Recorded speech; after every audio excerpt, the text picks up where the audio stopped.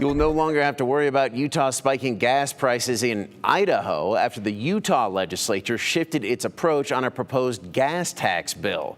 After Idaho threatened legal action on Monday, Utah Governor Spencer Cox announced several agreements on Utah's fuel supply, refining capacity, and a memorandum of understanding with Idaho addressing long-term water supply in the Bear River system. But as Morgan Cooper tells us, Idaho lawmakers still say they are not interested in any agreement involving Idaho water.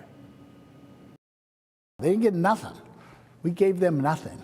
For Idaho House Speaker Mike Moyle, this was about more than just gas prices.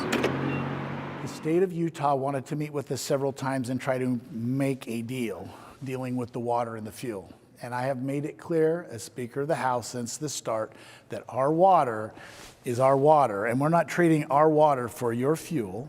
You may remember Utah lawmakers had proposed taxing fuel as it left refineries, a move that could have raised gas prices in Idaho, since as much as 80% of Idaho's gas comes from Utah. They knew that if they went after raising our fuel taxes, that we would come after them.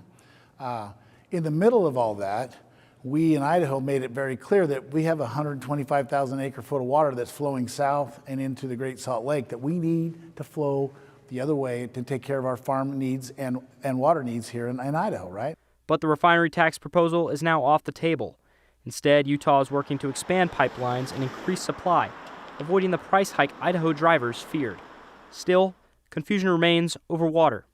Utah needs the water because the Great Salt Lake is drying up. 60% of the water going into the Great Salt Lake comes from the Bear River, I'm told. Fine, it's still our water. We're not taking it all, just our share, the 125,000 acre foot that are Idahoans. We need to get that water used better, in a better way, to help our people in Idaho. The Bear River, which flows through Idaho, Wyoming, and Utah, is a critical water source for Idaho farms, communities, and the Great Salt Lake. But Moyle says Idaho never agreed to give Utah any additional water. They came back and said, oh, by the way, we made a deal with Idaho on the water. I'm here to tell you, we didn't make a deal with Utah on the water. It's our water. Idaho Governor Brad Little also released a statement vowing to protect Idaho's water. And Moyle says the debate may not be over. The next issue will be the water, because they will want the water that is Idaho's water, and we will want Idaho to keep their water. That will be the debate. For Moyle, the message is simple. Remember, we in this beautiful place have what's best for Idaho at heart, and we're not going to trade our water to Utah. We're going to do our best to keep that resource here in Idaho.